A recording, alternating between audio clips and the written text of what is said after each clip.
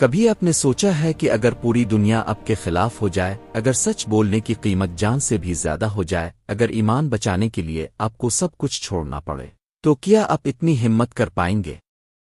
ذرا تصور کریں چند نوجوانوں کا جو طاقتور بادشاہ کے سامنے کھڑے ہو گئے، جن کے پاس نہ فوج تھی نہ طاقت، صرف ایمان تھا، اور پھر ایسا معجزہ ہوا کہ آج بھی دنیا اسے یاد کرتی ہے۔ 309 سال تک سونا اور پھر دوبارہ جاگنا، یہی ہے اصحاب کہف کی حیرت انگیز داستان، ایک ایسی کہانی جو صرف تاریخ نہیں بلکہ ایمان کو ہلا دینے والی حقیقت ہے۔ یہ واقعہ اس زمانے کا ہے جب ایک ظالم بادشاہ حکومت کرتا تھا، اس کا نام دقیانوس بتایا جاتا ہے۔ وہ خود کو خدا سمجھتا تھا اور اپنے ملک کے ہر انسان کو مجبور کرتا تھا کہ وہ اسی کی عبادت کرے، اس کے سامنے سجدہ کرے، اس کے حکم کے بغیر کوئی سانس تک نہ لے۔ جو اس کے خلاف جاتا اسے سخت سزا دی جاتی۔ شہر کے لوگ خوف میں زندگی گزار رہے تھے، کسی کو سچ بولنے کی ہمت نہیں تھی۔ اسی شہر میں چند نوجوان تھے، وہ مالدار گھرانوں سے تعلق رکھتے تھے، ان کے پاس عزت بھی تھی اور طاقت بھی، لیکن ان کے دل میں ایک سوال اٹھتا تھا، کیا واقعی کوئی انسان خدا ہو سکتا ہے؟ کیا یہ سورج، یہ آسمان، یہ زمین، یہ کائنات کسی بادشاہ کی بنائی ہوئی ہے؟ ان کے دل میں سچ کی تلاش شروع ہو گئی۔ ایک دن وہ شہر سے باہر ایک جگہ جمع ہوئے، خاموشی چھائی ہوئی تھی۔ ایک نوجوان نے آسمان کی طرف دیکھا اور کہا، ہمارا رب وہ نہیں جو خود کو خدا کہتا ہے، ہمارا رب وہ ہے جس نے آسمان اور زمین کو پیدا کیا۔ دوسرے نوجوان نے فوراً کہا، ہاں، ہم صرف اسی ایک رب کو مانتے ہیں، ہم کسی جھوٹے خدا کے سامنے سر نہیں جھکائیں گے۔ پھر سب نے ایک دوسرے کی طرف دیکھا، ان کے دلوں میں خوف بھی تھا مگر ایمان اس سے زیادہ مضبوط تھا۔ اب مسئلہ یہ تھا کہ اگر بادشاہ کو ان کی بات کا پتہ چل گیا تو وہ انہیں زندہ نہیں چھوڑے گا، لیکن سچ کو چھپانا بھی ممکن نہیں تھا۔ چند دنوں بعد واقعی یہ خبر بادشاہ تک پہنچ گئی کہ کچھ نوجوان اس کے خدا ہونے کو نہیں مانتے۔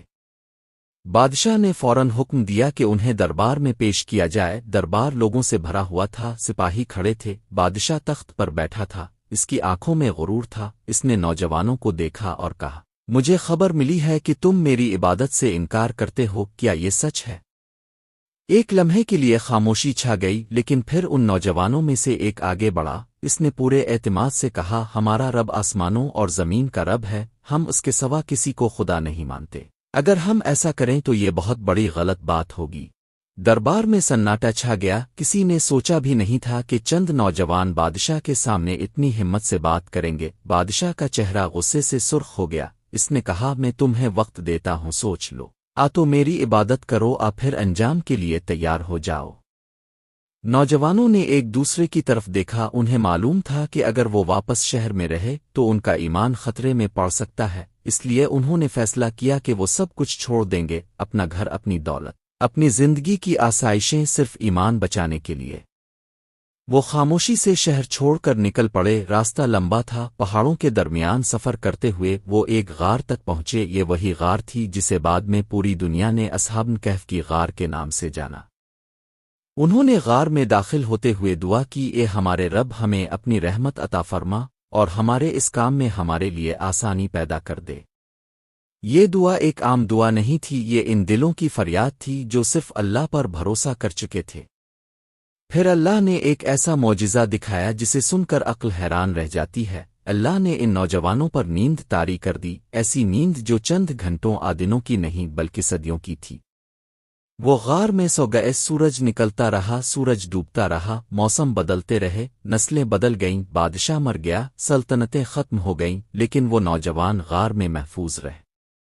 قرآن بتاتا ہے کہ سورج جب نکلتا تو غار کے دائیں طرف سے گزرتا اور جب غروب ہوتا تو بائیں طرف سے، تاکہ دھوپ انہیں نقصان نہ پہنچائے۔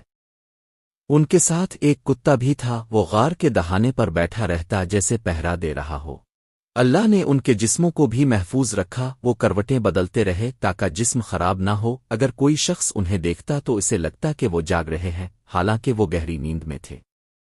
وقت گزرتا رہا، 1 سال، 10 سال، 100 سال، پھر 200 سال، پھر 300 سال سے بھی زیادہ۔ آخر کار وہ دن آیا جب اللہ نے انہیں جگانے کا فیصلہ کیا۔ وہ نوجوان آہستہ آہستہ جاگنے لگے، ایک نے آنکھیں کھولی، دوسرے نے ادھر ادھر دیکھا، سب حیران تھے، انہیں لگا جیسے وہ صرف تھوڑی دیر سوئے تھے۔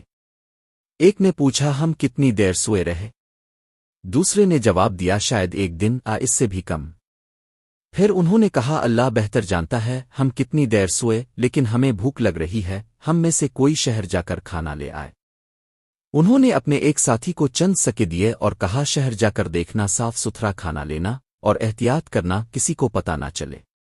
وہ نوجوان شہر کی طرف روانہ ہوا، لیکن جب وہ شہر پہنچا تو وہ حیران رہ گیا، سب کچھ بدل چکا تھا، عمارتیں مختلف تھیں، لوگ مختلف تھے، لباس مختلف تھے۔ وہ بازار میں گیا اور کھانے والے کو سکے دیے، دکاندار نے سکے دیکھ کر حیرت سے کہا یہ سکے تو صدیوں پرانے ہیں، تمہیں یہ کہاں سے ملے؟ لوگ جمع ہونے لگے، سوالات بڑھنے لگے، وہ نوجوان گھبرا گیا۔ آخرکار اسے حکمران کے پاس لے جایا گیا، جب اس نے پوری بات بتائی تو سب حیران رہ گئے، لوگوں کو یقین ہو گیا کہ یہ وہی نوجوان ہیں جن کا ذکر پرانی روایات میں کیا جاتا تھا۔ لوگ اس کے ساتھ غار تک پہنچے، وہاں باقی نوجوان بھی موجود تھے۔ یہ منظر دیکھ کر لوگوں کے دلوں میں ایمان تازہ ہو گیا، انہیں یقین ہو گیا کہ اللہ جسے چاہے زندہ کر سکتا ہے، قیامت کا دن حق ہے۔ یہ واقعہ صرف ایک کہانی نہیں بلکہ ایک پیغام ہے، یہ ہمیں سکھاتا ہے کہ جب انسان سچ کے لیے کھڑا ہو جاتا ہے تو اللہ اس کی حفاظت خود کرتا ہے۔ اصحاب کہف کے پاس نہ فوج تھی نہ طاقت، صرف ایمان تھا، اور اسی ایمان نے انہیں تاریخ کا سب سے بڑا معجزہ بنا دیا۔ آج بھی جب کوئی نوجوان اپنے ایمان کو بچانے کے لیے مشکل راستہ اختیار کرتا ہے تو اصحاب کہف کی یہ کہانی اسے حوصلہ دیتی ہے۔ یہ ہمیں یاد دلاتی ہے کہ دنیا کی طاقت وقتی ہوتی ہے، بادشاہ آتے ہیں اور چلے جاتے ہیں، سلطنتیں بنتی ہیں اور ختم ہو جاتی ہیں، لیکن اللہ کی قدرت ہمیشہ باقی رہتی ہے۔ سوچیں اگر وہ نوجوان خوف کی وجہ سے بادشاہ کے سامنے جھک جاتے تو شاید آج کوئی انہیں یاد نہ کرتا، لیکن انہوں نے سچ کو چنا اور اللہ نے انہیں ہمیشہ کے لیے تاریخ کا حصہ بنا دیا۔ یہی اصحاب کہف کا اصل پیغام ہے، ایمان کے لیے کھڑے ہو جاؤ چاہے دنیا تمہارے خلاف ہی کیوں نہ ہو، کیونکہ جب بندہ اللہ پر بھروسہ کرتا ہے تو پھر ناممکن بھی ممکن ہو جاتا ہے۔